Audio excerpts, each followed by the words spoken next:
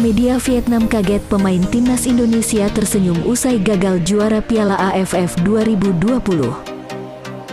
Media Vietnam, The Tao 247, kaget para pemain timnas Indonesia tetap tersenyum setelah kalah agregat 2-6 dari Thailand di leg 2 final Piala AFF 2020.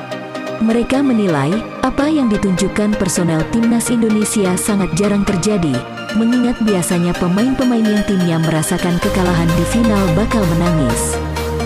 Pemain-pemain Indonesia masih bergembira usai 6 kali kalah di final Piala AFF. Indonesia mencatat rekor menyedihkan di Piala AFF dengan menjadi tim pertama yang 6 kali berturut-turut kalah di final, tulis The Tao 247. Kelar pertandingan lawan Thailand, tak ada raut sedih di wajah Asnawi Mangkualam dan kawan-kawan. Mereka tegar meski harus menghadapi kenyataan pahit tersebut. Ketimbang larut dalam kesedihan, Witan Sulaiman dan kawan-kawan memilih foto bareng. Mereka paham, Piala AFF 2020 bukanlah akhir dari segalanya. Berhubung mayoritas pemain masih berusia di kisaran 20-23 tahun, karir mereka di timnas Indonesia masih panjang.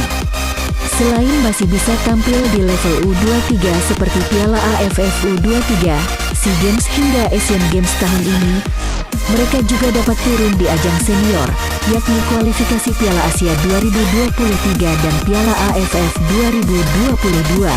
Karena itu, tak ada waktu bagi Egy Maulana Fikri untuk bersedih.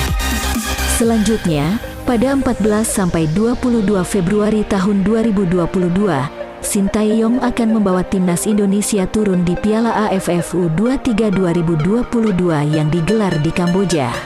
Setidaknya ada 9 pemain jebolan Piala AFF 2020 yang dapat turun membela timnas Indonesia di Piala AFF U23 2022.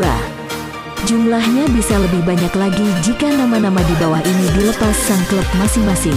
Mereka ialah Egy Maulana Fikri, FK Senika, Witan Sulaiman, Lechia Gdansk, Polandia, Elkan Bagnot, Ipswich Town U23, Inggris dan Asnawi Mangkualam, Ansan Griners, Korea Selatan.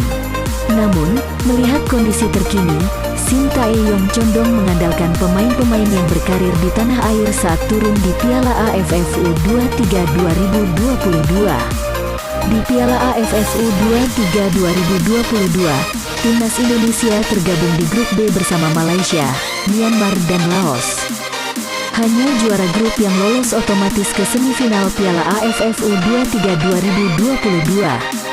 Jadi, sanggup bawa timnas Indonesia berjaya di serangkaian turnamen yang diikuti pada 2022, kata Sintayong.